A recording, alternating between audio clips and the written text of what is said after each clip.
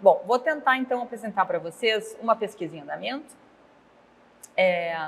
que começou, na verdade, no ano passado. Quer dizer, eu tinha algum conhecimento anterior, mas começou mesmo assim, sistematicamente no ano passado, com a conferência organizada pela Carolina, né, sobre as mulheres socráticas.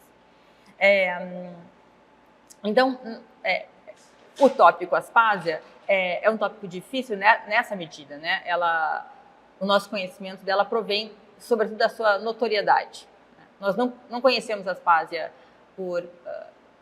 nós conhecemos Aspásia pelo que se dizia dela, né? Antes do que por testemunhos neutros ou independentes uns dos outros.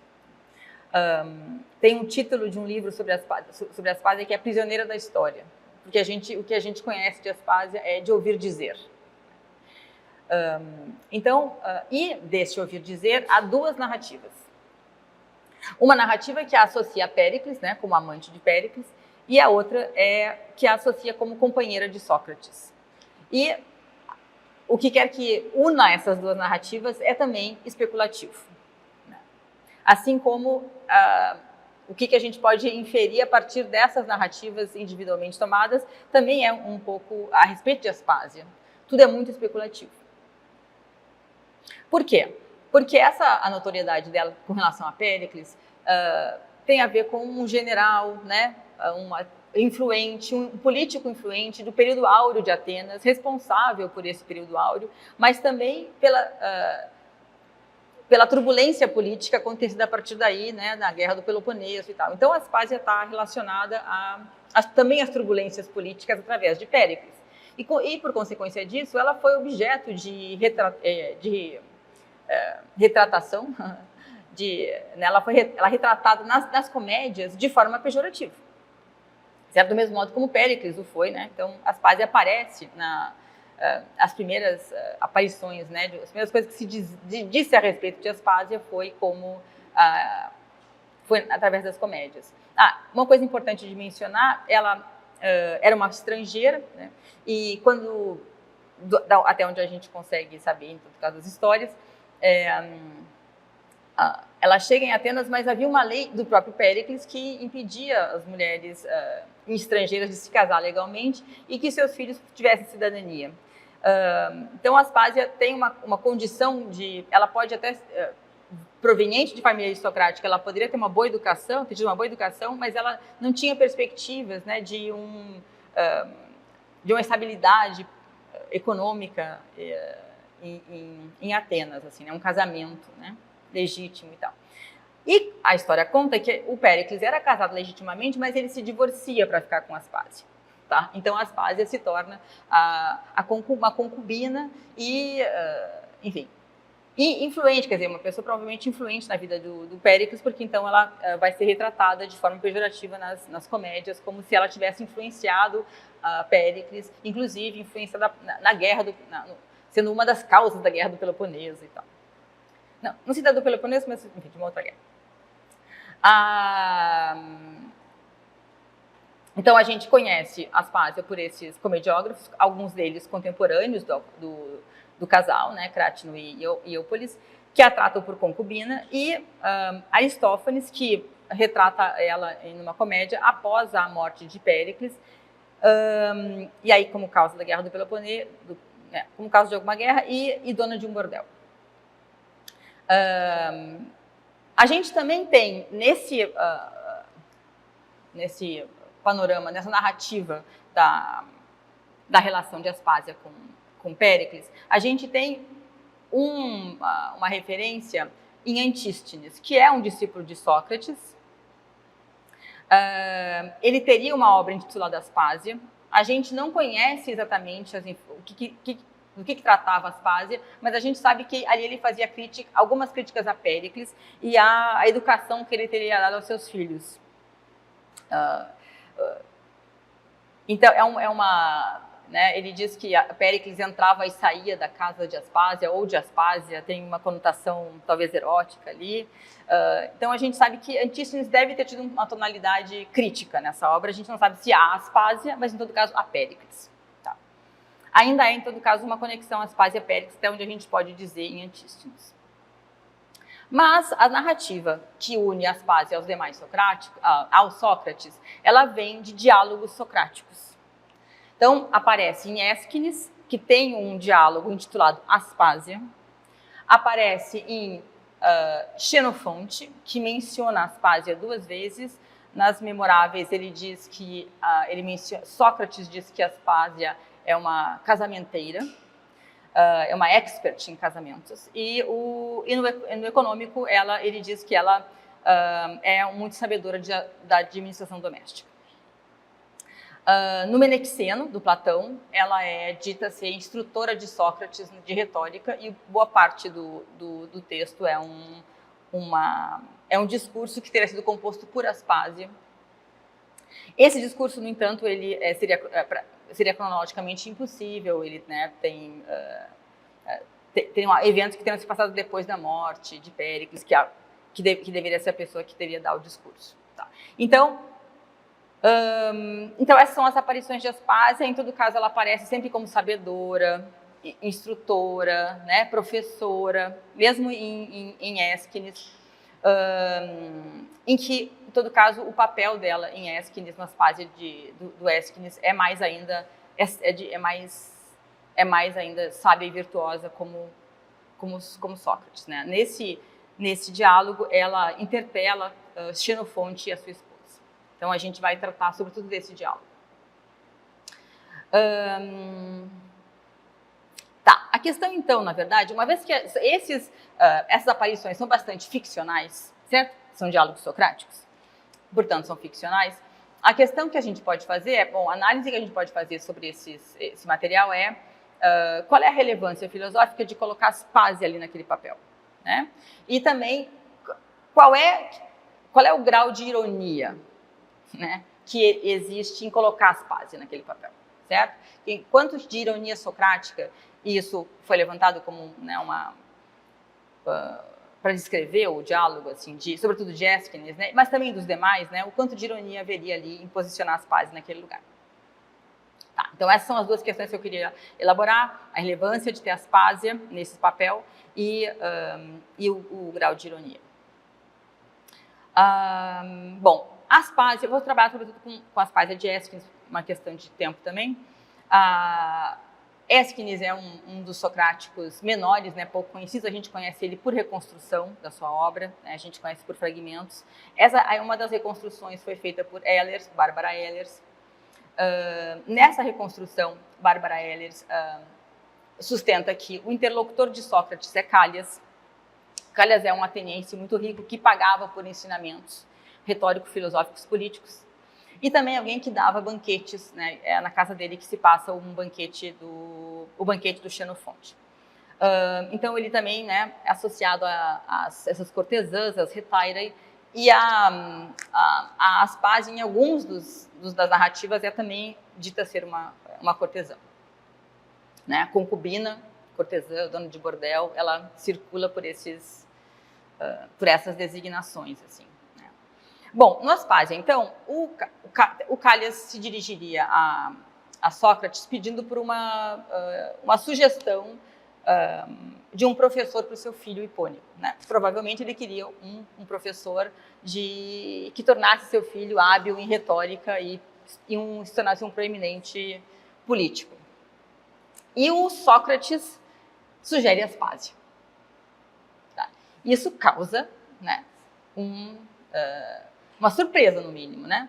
Como assim Aspásia, como professora né, de política, retórica e política? Então, a primeira parte do diálogo é o próprio Sócrates argumentando por Aspásia. E na segunda parte, até onde a nossa reconstrução vai, na segunda parte é a própria Aspásia, ele dá um exemplo de como Aspásia pode fazer isso. Então, na primeira parte, Sócrates traz exemplos de outras mulheres que tiveram proeminência política e, portanto, mostrando como, né, não há nada de extraordinário em mulheres terem essa sabedoria política. O passo seguinte é mostrar a influência que ela teve sobre Péricles e Lísicles, que seria um segundo marido que ela teria tido e que era um vendedor de ovelhas e se torna um grande político por influência de Aspásia. Provavelmente isso não poderia ter acontecido. Lísicles teria morrido, que se sabe, 1 ano após Péricles, então provavelmente é uma história ficcional. Em todo caso, é isso assim, esse momento deve poder ter capturado a atenção de Callias, ele deve ter ficado, é verdade, então Aspásia mesmo pode ser uma estrutura de retórica e política. E aí vem a segunda parte do diálogo, que é que está reproduzida no De Inventione do Cícero, como um paradigma do uso socrático da indução. Eu vou ler para vocês um pouquinho do argumento da Aspásia. Então, a Aspásia encontra Xenofonte, a sua esposa, e ela diz o seguinte: diga-me, por favor, esposa de Xenofonte, se uma tua vizinha tiver joias de ouro melhores que as tuas, tu preferes as dela ou as tuas? As dela, ela responde. E se ela tiver vestes e demais ornamentos mais caros do que os teus, preferes os dela ou os teus? De fato, os delas. E os dela. Então, perguntou, se ela tiver um marido melhor do que o que tu tens, preferes o dela ou o teu? Aqui a mulher enrubesceu. Ela segue e pergunta para o Xenofonte, que está ali também. Se teu vizinho tiver um cavalo melhor do que o teu, tu preferes o dele ou o teu? E ele diz o dele. E se ele tiver um campo melhor do que o teu, tu preferes o dele ou o teu? Ele diz o dele. E se ele tiver uma esposa melhor do que a tua, tu preferes ao dele, né, a esposa dele, ou a tua? E ele responde, não. E aí ele se cala. E aí ela diz, visto que ambos não me responderam precisamente aquilo que eu queria ouvir, eu mesma direi o que ambos pensam. Tu, mulher, queres ter um ótimo marido, e tu, Xenofonte, queres a esposa mais admirável. Por isso, a menos que vocês se aperfeiçoem de modo que nem um melhor homem, nem mais admirável mulher exista na terra, de fato, isso que vocês pensam ser o melhor, sempre lhes fará falta. Que tu sejas o marido da melhor das mulheres e que ela esteja casada com o melhor dos homens. Então, a solução do problema é que eles se aperfeiçoem, cada um deles se tornem o mais virtuosos que eles puderem, para que não exista nem marido melhor, nem esposa melhor, e aí então eles não vão precisar, né, desejar a mulher do outro. Então, o casal, né, então agora fazendo uma análise, né, o casal depara-se no curso da conversa com uma dificuldade que é a preservação da sua relação amorosa. E eles não sabem como fazer isso, certo? Por isso que eles, né, calam. Eles sofrem com esse risco, então, de perder um ao outro. E Aspásia apresenta a saída, ela não está ensinando uma técnica específica para obter ou manter um parceiro, ela está apontando um caminho que é o de melhorar, aprimorar-se a si mesmos. Eu acho que a gente poderia, para entender o que força os moveria na direção da virtude, diante do cenário colocado, da dificuldade colocada, seria compreender o papel do ciúme. Porque tem um elemento interessante que é está fazendo o raciocínio na frente do outro, né? E então a gente pode dizer que uma das razões por que eles se calam, porque ele se cala e ela enrubesce, é que eles, né, sentem que aquela ocasião ali eles vão despertar ciúme um no outro e tal, e eles de fato despertam. Então seria pensar que eu me movo em direção à virtude por ciúme que o meu companheiro, né, ou a minha companheira, prefira um outro. Mas como é que eu lido com isso? Bom, não é que eu vou impedir o meu companheiro de desejar, eu vou ser o melhor possível, né? Ou a melhor possível. Então, essa sugestão é que é o ciúme, que é o elemento que move para a virtude e é o elemento que acontece ali naquela ocasião que Aspásia desenvolve. Existe um outro diálogo do Ésquines, que é o Alcibíades, em que a gente poderia fazer uma leitura similar, em que fica evidente que o que poderia ficar evidente que a questão erótica envolvida ali é o amor de Alcibíades pela cidade. Então, a gente poderia pensar que, haveria um sentido que poderia ser político, né, de busca por manter o amor da cidade, né, preservar e manter o amor da cidade. Então, essa mesma recomendação da Aspásia para o casal poderia também ser uma recomendação política para um político, né? Se a gente passa do âmbito do casamento para o âmbito da polis, alguma relação de ambição, ela também é uma relação de desejo e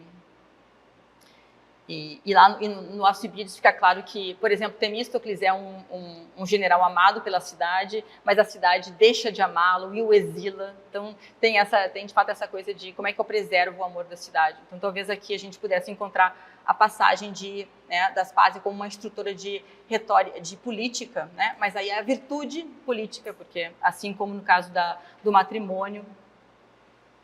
Tá, então, a estrutura do diálogo parece ser a seguinte. Primeiro, Sócrates lança uma isca para o Cálias, dizendo, olha como, né, Aspásia transformou Péricles num grande político, e Lísicles, mas depois, na segunda parte,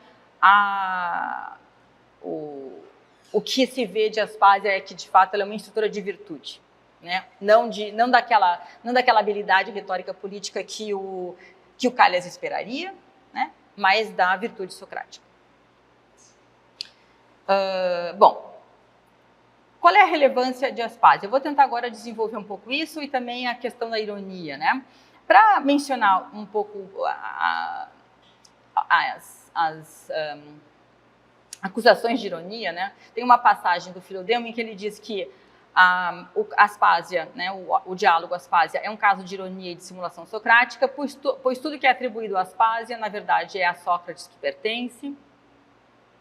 E também tem uma outra passagem do Geyser, que numa resenha, que é mais recente, então, nesse 69, numa resenha a Ehlers, ele diz: Sócrates não pode ser realmente levado a sério quando elogia a Aspásia como professora de areté política.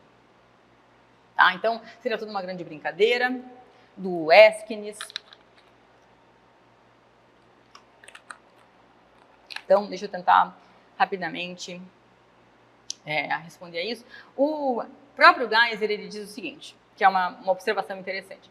A ligação entre Eros e areté, discutida no diálogo, pelo menos aponta em uma direção.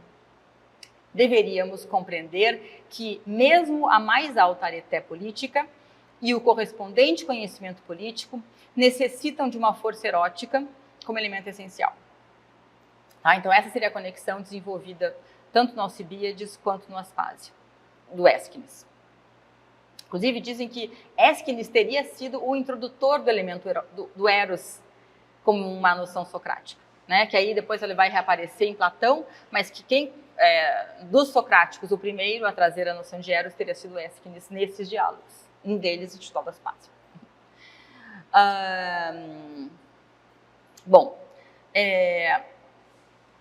Mas então, para a gente conseguir elaborar um pouco a relevância de Aspásia nesse papel, aí, é claro, a gente tem assim, alguns elementos, algumas ambiguidades, né, desse papel erótico de Aspásia. Se a gente compara com a relação de Sócrates e Alcibíades, a gente sabe que Sócrates é um apaixonado, tem uma paixão por Alcibíades, mas Alcibíades tem uma paixão pela cidade, uma paixão política. Então a gente pode se perguntar, bom, mas e no caso de Aspásia, como é que isso se dá? E aí a gente sabe que Aspásia era considerada, tinha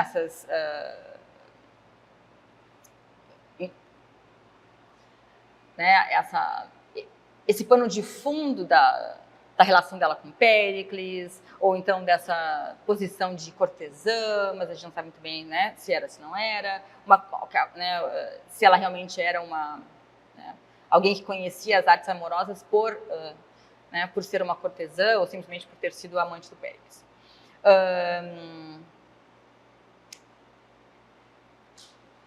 Tem, claro, um elemento difícil nisso, porque se isso fosse assim, como é que essa mesma pessoa está conversando com um casal, né? São dois níveis sociais distintos, né? Que o Ésquines coloca junto. Então, isso também mostra um pouco do caráter aparentemente ficcional da coisa, né? reunindo aparentemente dois níveis sociais que naquele momento, né, em Atenas não coexistiam, não coabitavam tão bem, ao contrário, né? Uma pessoa não casada como Aspásia não coabita, né, não vive no mesmo círculo de uma esposa, por exemplo. Então há uma coisa esquisita a respeito disso, para ser trabalhado, em todo caso, pelas nossas evidências, né? Como é que se Aspásia poderia ou não. Bom, em todo caso, Xenofonte menciona ela como uma casamenteira, então parece que ele também está tentando trazer Aspásia mais para um outro contexto, assim.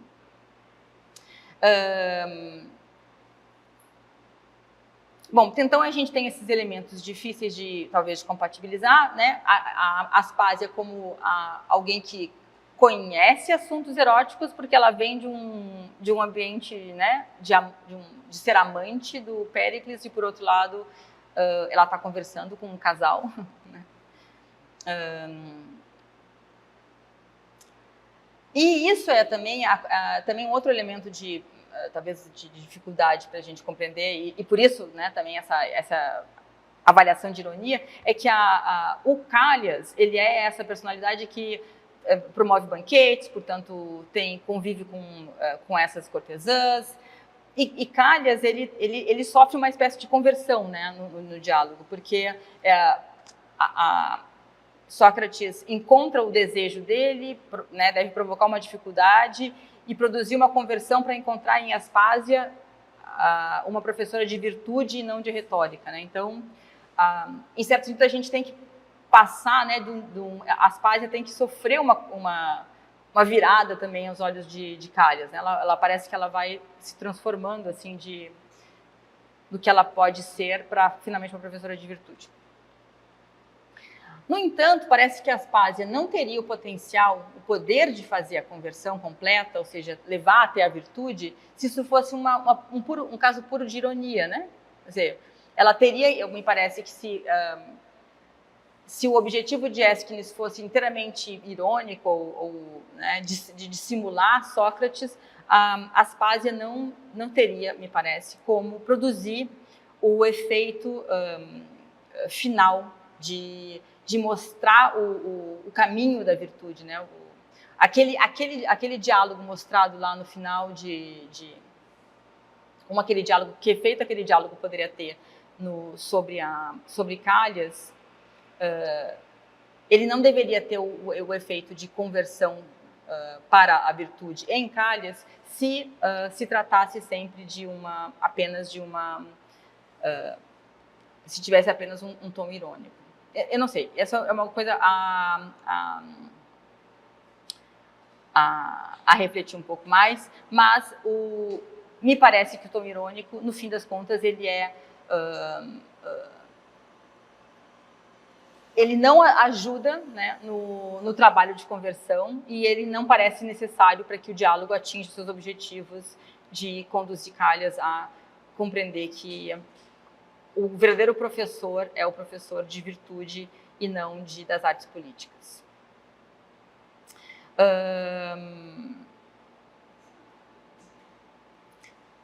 E nesse caso, então, se isso fosse assim, né, se a gente precisaria dessa figura que é, ao mesmo tempo, alguém conhecedora, né, do amor, das artes do amor, mas também é capaz de ensinar virtude, sabedoria e virtude, e isso sem ironia, né? Isso, nesse papel de professora de fato, assim, capaz de fazer efetuar essa conversão. Então, parece que no mínimo, o que o diálogo do Ésquines nos constitui para nós é esse espaço, né, da existência de uma mulher socrática, né, sem ironias. É até aqui que eu consigo chegar nesse momento. Obrigada.